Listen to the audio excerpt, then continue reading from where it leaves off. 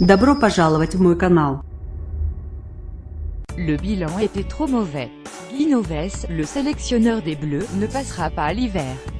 Il ne passera même pas les fêtes.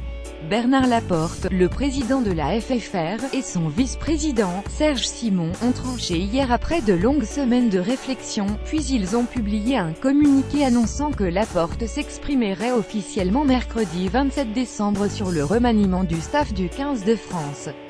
Histoire de se donner encore un peu de temps pour finaliser la succession de Novès.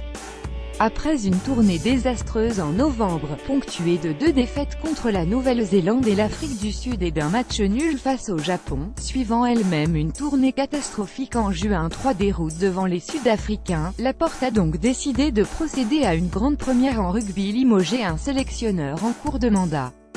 Les statistiques de l'ancien manager toulousain et de ses adjoints Jean-Frédéric Dubois Troiscar et Yannick Bru avant, eux aussi écartés, n'ont pas plaidé en leur faveur. 7 victoires, 13 défaites et un nul en 21 test-matchs.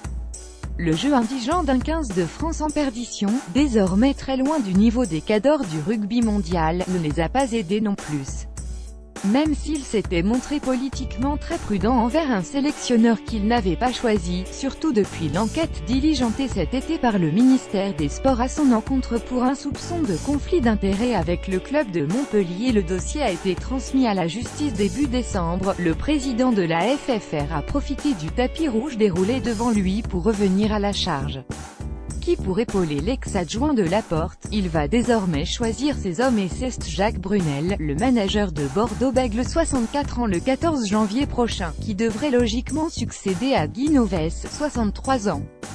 Brunel, qui a remporté un bouclier de Brennus avec Perpignan en 2009, a également été sélectionneur de l'Italie 20 112 016 et surtout l'adjoint de Bernard Laporte quand il était à la tête du 15 de France 20 12 007.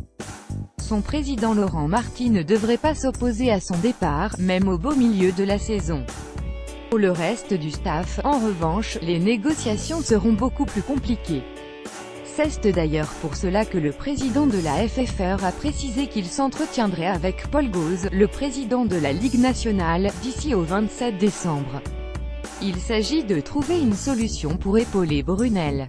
Plusieurs entraîneurs du top 14 pourraient être sollicités avec l'aval de leur club et de la LNR.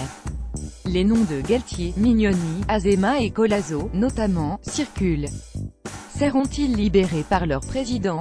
Certains ont signé des clauses de départ en cas d'approche du 15 de France, d'autres non. La solution serait peut-être de s'appuyer sur certains d'entre eux, sans les soustraire à leur club. Il faudra aussi réussir à faire cohabiter des managers au caractère bien trempé et aux idées pas toujours à l'unisson. Le rugby français se prépare à un nouveau feuilleton savoureux, comme il en a le secret. Si le 15 de France en émerge ragaillardi, Laporte aura gagné son pari.